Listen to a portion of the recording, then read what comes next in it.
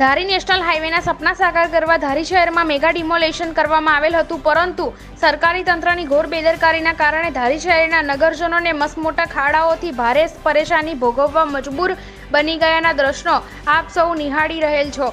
મસમોટા ખાડાઓ અકસ્માતને નોતરું આપી રહેલ છે। જીવલેણ અકસ્માતની રાહ જોઈને બેસેલા જવાબદાર અધિકારીઓને આવા મસમોટા ખાડાઓ નજરે પડતા નથી કે શું, એવા વેધક સવાલો લોકો પૂછી રહેલા છે। આ મસમોટા ખાડાઓ જૂના સિનેમા રોડ નજીકના છે। આ ખાડાઓમાંથી વાહન પસાર કરવા માટે વાહન ચાલકો ભારે યાતનાઓ સહન કરી રહેલ છે।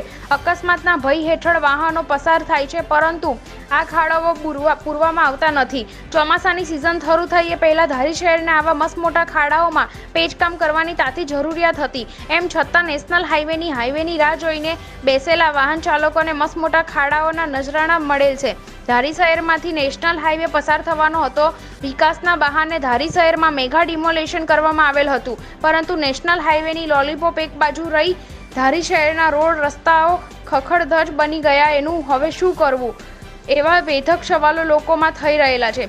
રાજકીય આગેવાનો પણ દિવસભરમાં અનેક વખત આ રસ્તેથી જાણે કે બધું સલામત છે એ રીતે પસાર થાય છે, પરંતુ રાજકીય આગેવાનો એ પણ આ રસ્તાઓનું પેચકામ કરવા માટે જવાબદાર તંત્રનું ધ્યાન દોરેલું ન હોય તેવું લાગી રહ્યું છે। જીવલેણ અકસ્માત સર્જાય એ પહેલાં તાત્કાલિક અસરથી આ રોડનું કામ થવું જોઈએ। અજાણ્યા વાહન ચાલકો છાસવારે નાના મોટા અકસ્માત સર્જી રહેલા છે, ત્યારે મોટા અકસ્માતની રાહ જોઈ રહેલા જવાબદાર તંત્રએ આળસ ખંખેરીને પેચકામ કરવાની તકેદારી રાખવી જોઈએ તેવી વ્યાજબી માંગણી સ્થાનિક લોકો અને વાહન ચાલકો કરી રહેલા છે। Bureau chief Batuk Solanki.